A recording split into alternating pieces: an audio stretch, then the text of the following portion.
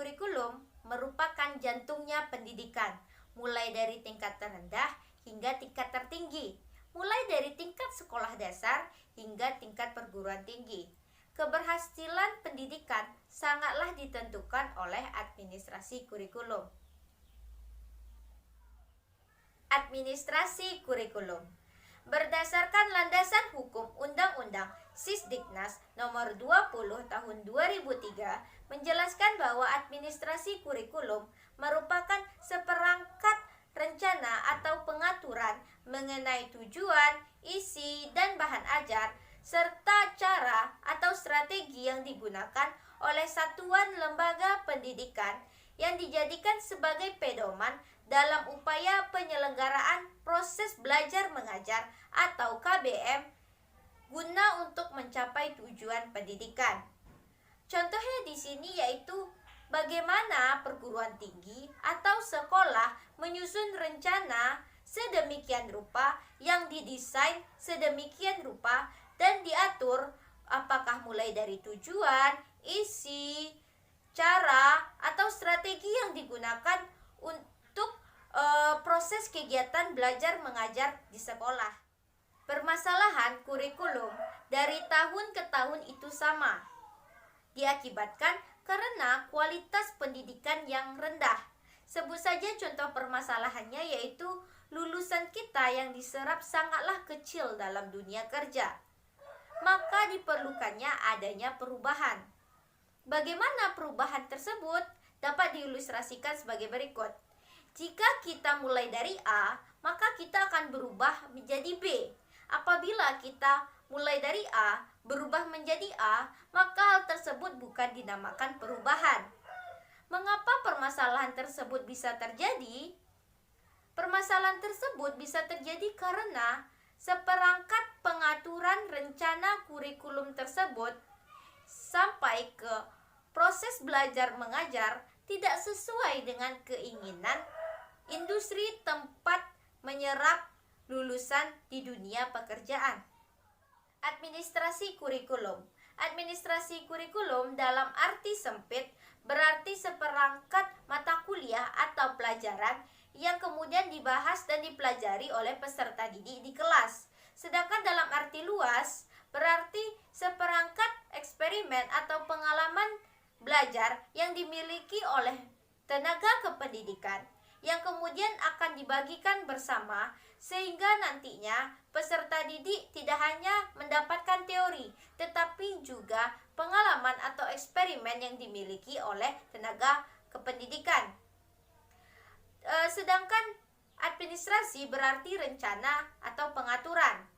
Jadi dapat disimpulkan bahwa dalam administrasi kurikulum ini minimal memuat 4 hal. Yang pertama ada planning atau rencana. Rencana yang seperti apa yang akan kita lakukan dalam mengimplementasikan kurikulum yang telah ada. Yang kedua ada organizing atau artinya mengorganisasikan atau mengatur. Bagaimana cara kita mengatur tentang kurikulum yang telah ditetapkan.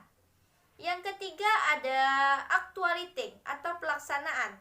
Pelaksanaan yang seperti apa yang seharusnya kita lakukan dalam mengimplementasikan kurikulum.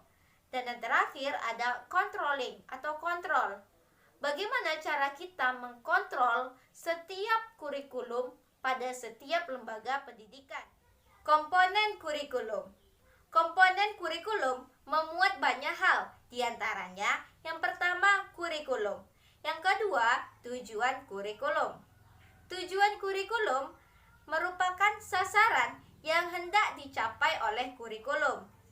Tujuan kurikulum menurut taksonomi Bloom dapat dibedakan menjadi 3. Yang pertama domain kognitif, yang kedua domain afektif, dan yang terakhir domain psikomotorik. Komponen kurikulum selanjutnya yaitu isi kurikulum. Isi kurikulum merupakan kumpulan dari mata pelajaran yang dijadikan sebagai bahan diskusi dalam proses pembelajaran. Isi atau materi haruslah memuat banyak hal, tidak hanya memuat pengetahuan, tetapi juga memuat keterampilan, nilai, sikap, maupun konsep. Yang ketiga yaitu metode yang dijalankan. Metode merupakan jalan atau cara yang digunakan dalam proses pembelajaran. Metode yang digunakan berdasarkan tujuan yang telah dirumuskan. Metode pembelajaran diantaranya yaitu ada metode diskusi, metode ceramah, dan lain sebagainya. Metode ini sangatlah berkaitan dengan strategi yang harus dilakukan untuk mencapai tujuan. Komponen kurikulum yang terakhir yaitu evaluasi.